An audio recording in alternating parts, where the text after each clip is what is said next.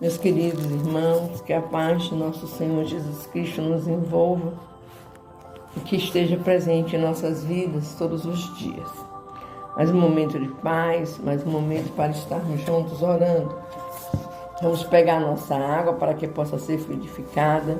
Vamos manter junto a nós os nomes dos nossos amados que precisam da oração, da paz, da cura. E confiar, muita confiança, muita fé nesse Pai de amor, de bondade. E vamos dar continuidade à leitura do Livro dos Médiuns. Estamos hoje iniciando o capítulo 7 da bicorporeidade e da transfiguração.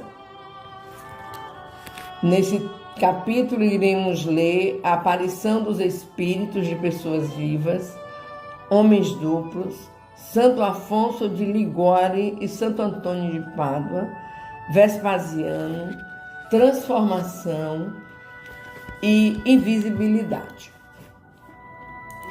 Estes dois fenômenos são variedades das manifestações visuais. E por muito maravilhosos que pareçam à primeira vista, facilmente se reconhecerá pela explicação que deles se pode dar, que não estão fora da ordem dos fenômenos naturais. Assentam ambos no princípio de que tudo o que ficou dito das propriedades do perispírito após a morte se aplica ao perispírito dos vivos. Sabemos que durante o sono o espírito readquire parte da sua liberdade, isto é, isola-se do corpo, e é nesse estado que em muitas ocasiões se tem ensejo de observá-lo. Mas o espírito, quer o homem esteja vivo, quer morto, traz sempre um envoltório semimaterial, que pelas mesmas causas de que já tratamos, pode tornar-se visível e tangível. Há fatos muito positivos que nenhuma dúvida permitem a tal respeito. Citaremos apenas alguns exemplos de que temos conhecimento pessoal e cuja exatidão podemos garantir, sendo que a todos é possível registrar outros análogos, consultando suas próprias reminiscências. A mulher de um dos nossos amigos viu repetidas vezes entrar no seu quarto durante a noite, houvesse ou não luz, uma vendedora de frutas que ela conhecia de vista, residente nas cercanias, mas com que jamais falara. Grande terror lhe causou essa aparição, não só porque na época em que se deu, ela ainda nada conhecia do espiritismo, como também porque se produzia com muita frequência. Ora, a vendedora de frutas estava perfeitamente viva, e aquelas horas provavelmente dormia. Assim, enquanto na sua casa seu corpo material repousava, seu espírito com respectivo corpo fluídico ia à casa da senhora em questão. Por que motivo? É o que se não sabe, diante de fato de tal natureza. Um espírita, iniciado nessa espécie de fenômenos, ter-lhe-ia perguntado. Disso, porém, nenhuma ideia teve a senhora. De todas as vezes, a aparição se eclipsava, sem que ela soubesse como, e de todas igualmente após a desaparição. Cuidou de se certificar de que as portas estavam bem fechadas, de modo a não poder ninguém penetrar-lhe no aposento.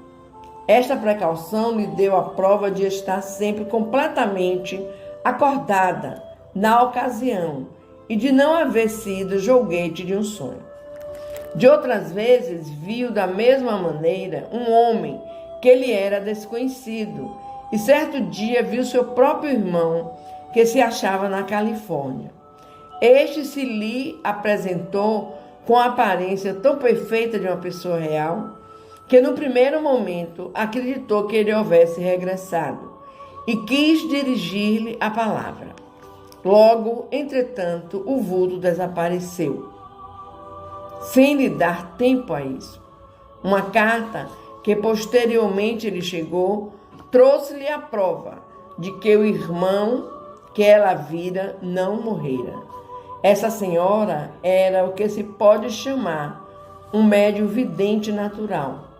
Mas então, como acima dissemos, ainda nunca ouvira falar em médiuns. Outra senhora, residente na província, estando gravemente enferma, viu certa noite, por volta das 10 horas, um senhor idoso que residia na mesma cidade e com quem ela se encontrava às vezes na sociedade, mas sem que existissem relações estreitas entre ambos.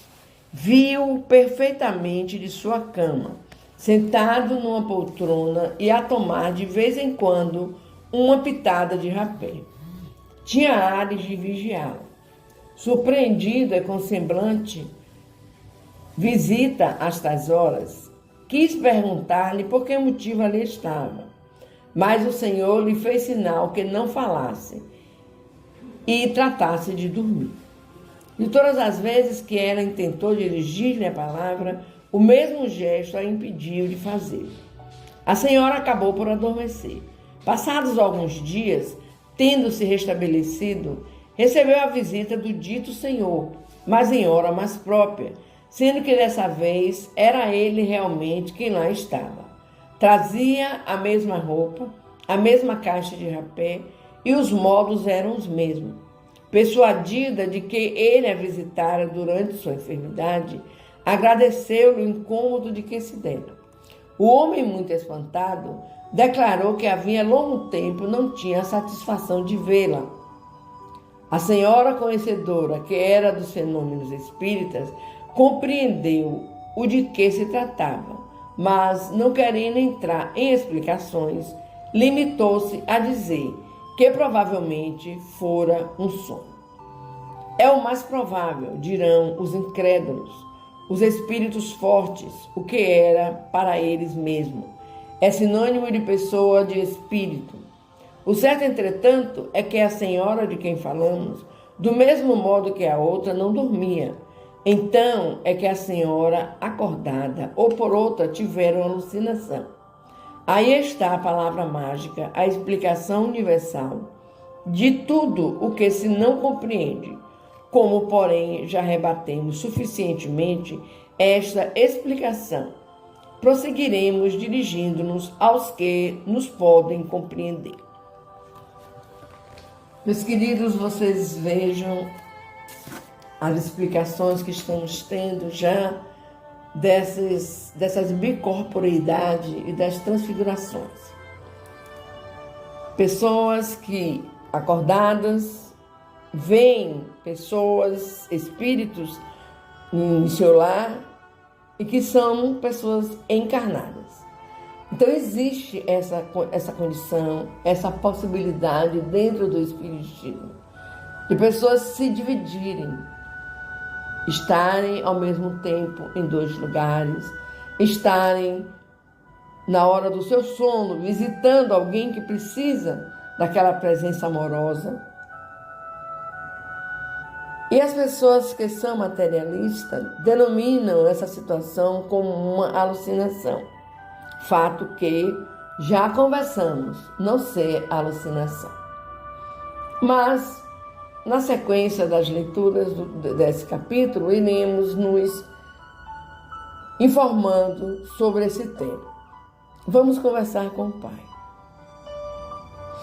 Senhor, meu Deus, de eterno poder e bondade, nos colocamos diante de Ti, Pai, te pedindo muita paz, muita serenidade, capacidade para o entendimento, que as Suas bênçãos, meu Pai, possam nos curar a mente,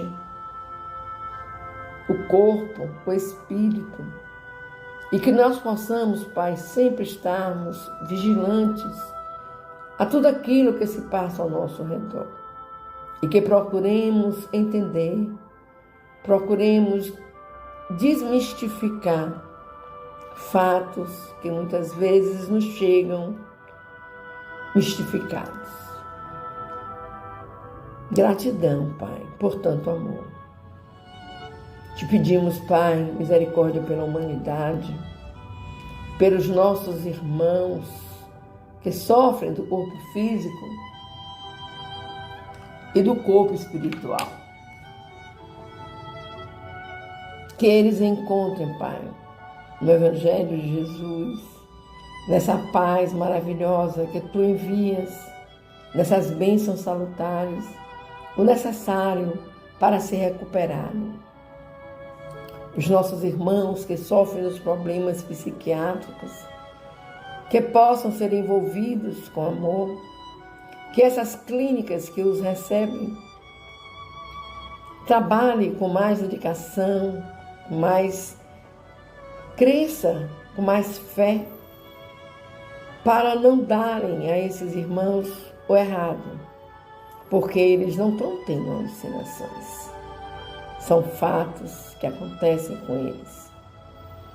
Muitas vezes nós encontramos irmãos com esquizofrenia que mantêm um diálogo com alguém que você não está vendo, mas ele está ouvindo. Ele está ouvindo a pessoa falar com ele. Então não é alucinação. Acode, Pai, acode esses irmãos. Que nossa mãezinha Maria esteja cuidando dos lares, colocando gotículas de paz, de amor, de respeito. E que todos os nossos irmãos que vivem nesse lar aprendam a conviver entre si, aceitando os fatos, ajudando nos fatos, se corrigindo, para que o melhor aconteça nessa família. Pedimos também pelos nossos irmãos que usam os vícios que levam esses irmãos a terem problemas seríssimos psiquiátricos, de saúde. Que a espiritualidade, minha amiga, possa estar envolvendo esses irmãos com muito amor, com muita ternura, e que eles consigam, Pai, se afastar desse mal terrível que são os vícios.